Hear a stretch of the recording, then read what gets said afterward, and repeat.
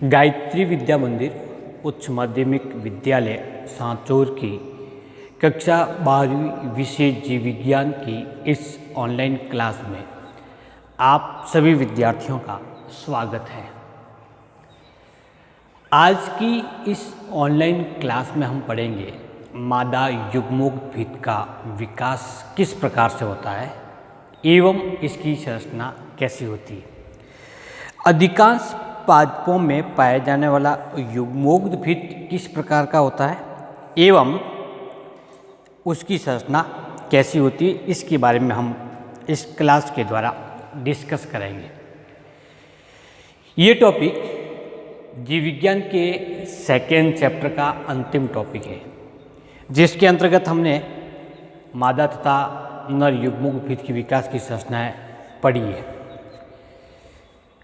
मादा युग्मोद्भिद का विकास किस प्रकार से होता है, तो हमने इससे पहले एक संरचना पढ़ी थी बीजांड, और बीजांड में पढ़ा था बीजांड का विकास, बीजांड की संरचना कैसे होती है और उसमें किस प्रकार से एक गुरु बीजाणु का निर्माण होता है, तो गुरु बीजाणु का विकास कैसे होता है इसके बारे में हमने पढ़ा था। क्योंकि बीजांड में गुरु बीजाणु का निर्माण होता है, इसीलिए इस संरचना को गुरु बीजाणु धानी भी कहते हैं। तो एक गुरु बीजाणु से युग्मोद्भिद का निर्माण किस प्रकार से होता है, इसके बारे में हम आज डिस्कस करेंगे। गुरु बीजाणु इस मादा युग्मोद्भिद की प्रथम कोशिका कहलाती है। क्या कहलाएगी? गुरु बीजाणु किसकी प्रथम कोशिका या मात्र कोशिका कहलाती है? ये कहलाती है मादा युग्मोद्भिद की। क्यों कहलाएगी? क्योंकि इसी एकल कोशिका से संपूर्ण युग्मोद्भिद का निर्माण होता है। इस युग्मोद्भिद को नाम देते हैं भ्रूणकोश। क्यों कहेंगे? क्योंकि इसी संरचना में भ्रूण का निर्माण होता है, इसलिए उसको भ्रूणकोश भी कहते हैं। तो सामान्यतः इसे मादा युग्मोद्भिद अथवा भ्रूणकोश के नाम से जाना जाता है। ये जो एक स्ट्रक्चर है वो एक बीजांड की है। ये इसका बीजांड द्वार है, ये अध्यावरण है, ये एक बीजांड काय है, ये निभाग है और ये बीजांड द्वार है। क्या आप बता सकते हो कि ये जो बीजांड है वो कौन से प्रकार का है और किस प्रकार के पादपों में सर्वाधिक पाया जाता है? संरचना को देखना इसकी, बीजांड द्वार, निभाग और बीजांड वर्ण तीनों एक ही शीट में है। तो इस प्रश्न का आंसर आपको कहाँ मिलेगा? इसका आंसर मिलेगा बीजांड के विभिन्न प्रकार के प्रकार देखे थे, रज्जु प्रकार, प्रति प्रकार, अर्ध प्रति प्रकार, वक्र प्रकार, कुंडलित प्रकार, अनुपस्थ प्रकार। उनमें कहीं न कहीं आपको इसका एक प्रकार देखने को मिलेगा। तो ये आपके लिए एक रिमाइंड करने की प्रोसेस कि डायग्राम को देख करके बताना है कि कौन से प्रकार का बीजांड है। इस बीजांड में एक परपुष्पु कोशिका होती है, जिसको हम गुरु बीजाणु मात्र कोशिका भी कहते हैं। उसमें अर्धसूत्री विभाजन के द्वारा 4 गुरु बीजाणु का निर्माण होता है। बीजांड द्वारा सिरे की ओर स्थित 3 गुरु बीजाणु है वो निष्क्रिय हो जाते हैं और बीजांड निभागीय सिरे की ओर स्थित 1 गुरु बीजाणु सक्रिय हो जाता है। ऐसा हमने पढ़ लिया था हमने। ये जो सक्रिय गुरु बीजाणु है, कौन सा बीजाणु है? सक्रिय गुरु बीजाणु सबसे पहले आकार में वृद्धि करता है। और कैसे करेगा? कि इस बीजांड काय की विभिन्न प्रकार की कोशिका, उन कोशिकाओं से पोषण प्राप्त करके ये अपने आकार में वृद्धि करता है और लगभग बीजांड काय की कैविटी को घेर लेता है। तो बड़े आकार का सक्रिय गुरु बीजाणु हो जाता है। अब परिवर्तन के अंतर्गत क्या होगा? सबसे पहले इसके केंद्रक में, किसका केंद्रक है ये केंद्रक है गुरु बीजाणु का, मेगास्पोर का केंद्रक है।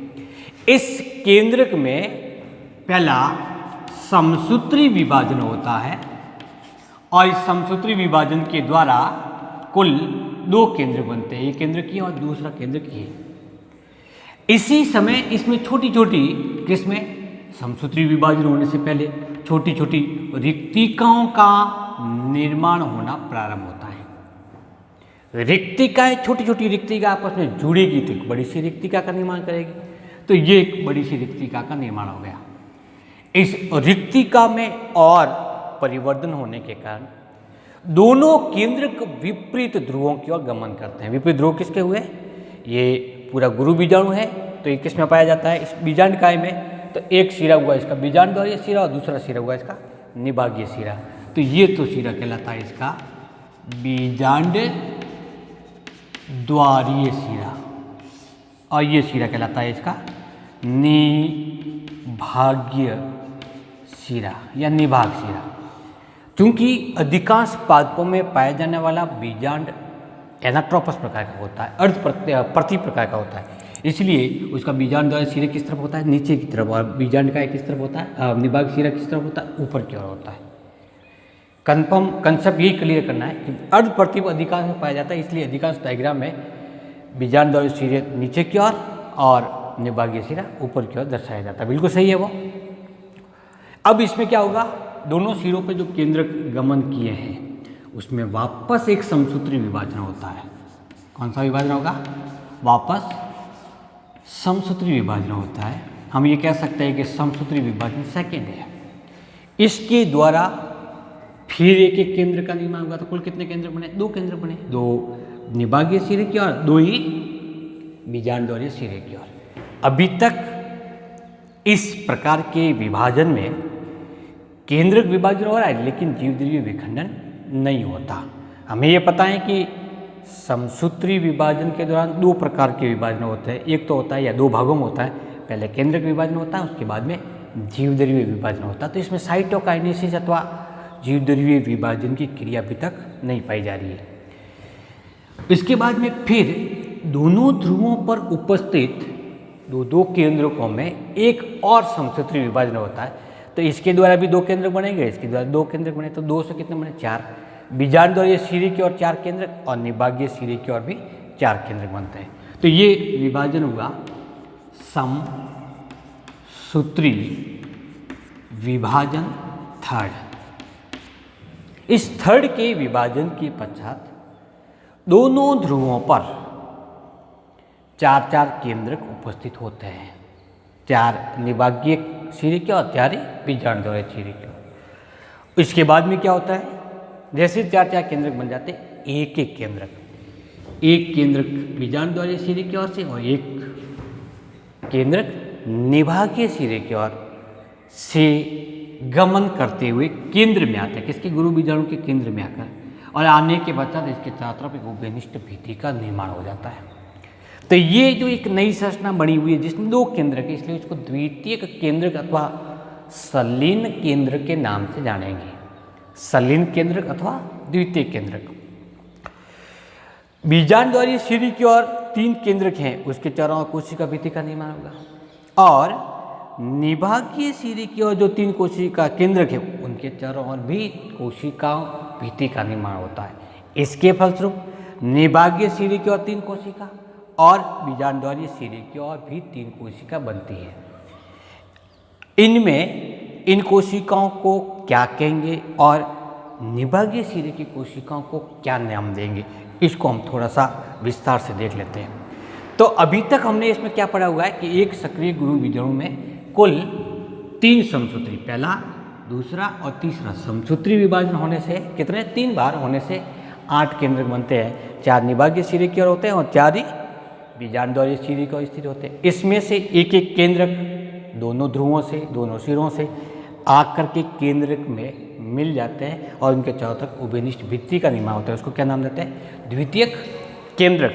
इस प्रकार की बनी हुई संरचना को हम मादा युग्मोक्त भिद या भ्रूण कोश कहते हैं। तो इस भ्रूण कोश की संरचना, कंप्लीट संरचना कैसी होती है, इसके बारे में थोड़ा सा पढ़ लेते हैं। तो जो एक गुरु बीजाणु से भ्रूण कोश बना हुआ है, इसकी संरचना इस प्रकार की होती है।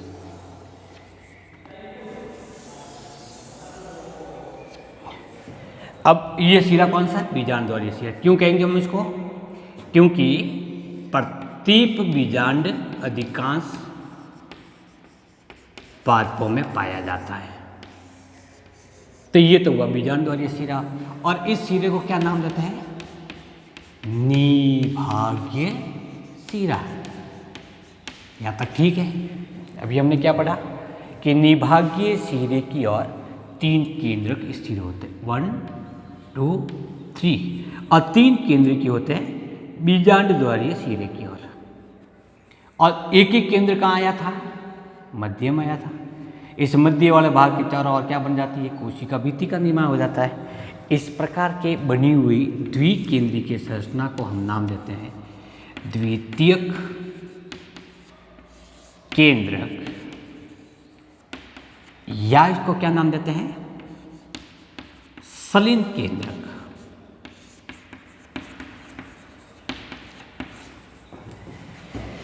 बीजांड द्वारीय सिरे के जो केंद्रक हैं उनके चारों ओर भी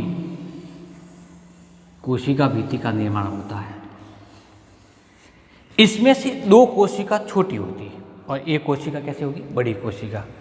जो कोशिका बड़ी है उसको नाम देते हैं अंड कोशिका।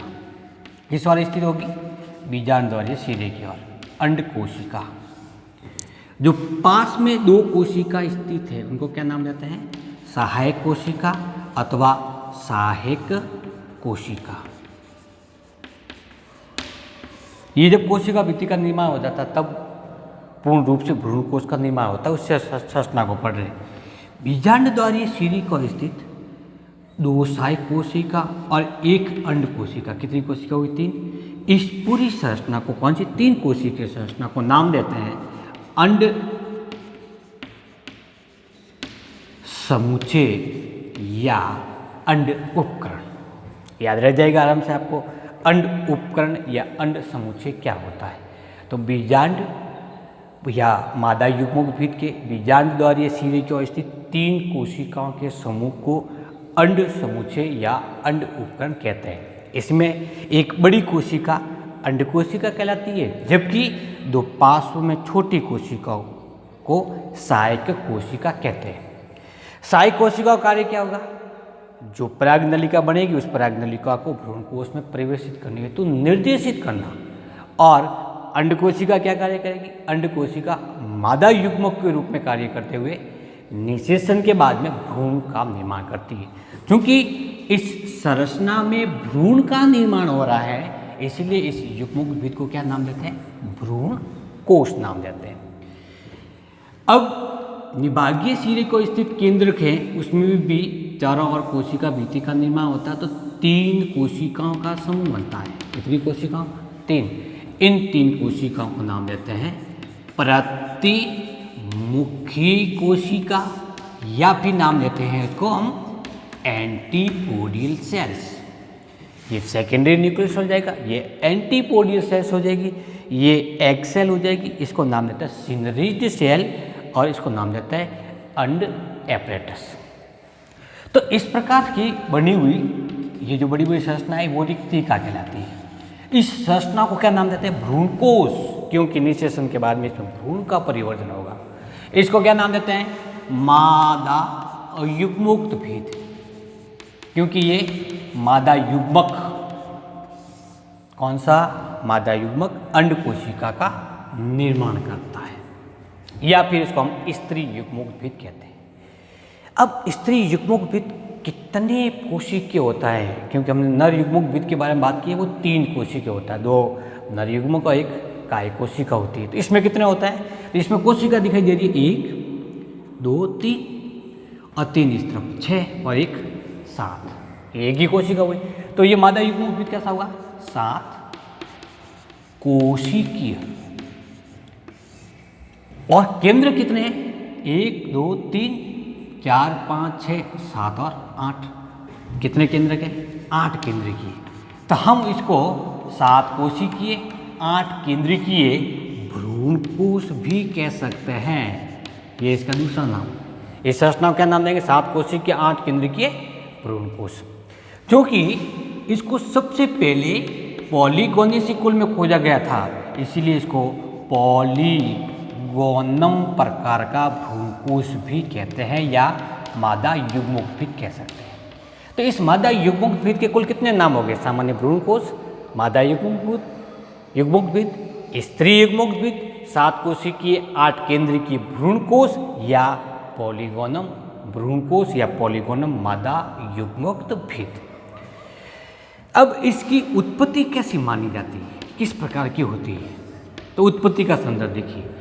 प्रारंभ में हमने देखा था कि एक गुरु बीजाणु होता है, 3 तो विघटित हो जाता है, कितना? एक गुरु बीजाणु में समसूत्री विभाजन द्वारा इस 7 कोशिकीय संरचना का निर्माण हो रहा है कि नहीं हो रहा है? हो रहा है। इसीलिए इसको हम एक बीजाणुक भ्रूणकोश भी कहते हैं। कितने बीजाणु से उत्पन्न हुआ ये? एक बीजाणु। एक बीजाणु से भी होता है, 2 बीजाणु से भी होता है, 4 बीजाणु से भी होता है, लेकिन वो अलग अलग पादपों में होता है। तो एक प्रारूपिक भ्रूणकोश होता है, वो एक बीजाणु प्रकार का या पॉलीगोनम प्रकार का होगा।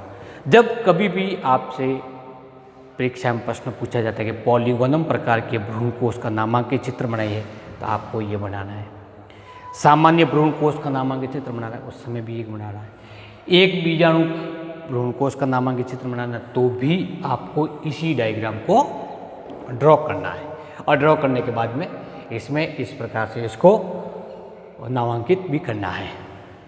इसके साथ ही ये युग्मोद्भिद के विकास से संबंधित टॉपिक समाप्त होता है। हमने सेकंड चैप्टर में मादा युग्मोद्भिद का विकास कैसा होता है और नर युग्मोद्भिद का विकास कैसा होता है, इसके संदर्भ में हमने बात की। अब हम कुछ प्रश्न आपको दे रहे हैं। प्रश्न क्या है, जो होमवर्क के रूप में करना है। पहला प्रश्न है, एक प्रारूपिकी परागकोश की अनुपस्थ काट का नामांकित चित्र बनाना है। प्रारूपिक परागकोश की अनुपस्थ का नामांकित चित्र। प्रश्न वापस सुन लीजिए एक बार। एक या किसी प्रारूपिक परागकोश की अनुपस्थ काट का नामांकित चित्र बनाइए। दूसरा, नर युग्मोद्भिद तथा मादा युग्मोद्भिद में अंतर लिखना है। क्या लिखना है? अंतर। किसमें? नर युग्मोद्भिद और मादा युग्मोद्भिद में। तीसरा प्रश्न ये है कि प्रारूपिक संरचना लिखनी है। किसकी? एक प्रारूपिक परागकण की संरचना, एक प्रारूपिक बीजांड का नामांकित चित्र, प्रारूपिक मादा युग्मोद्भिद का नामांकित चित्र और प्रारूपिक नर युग्मोद्भिद का नामांकित चित्र बनाना है। इसी के साथ में आज का ये टॉपिक समाप्त करते हैं। नेक्स्ट क्लास में हम तीसरे चैप्टर को प्रारंभ करेंगे। थैंक यू, नमस्कार।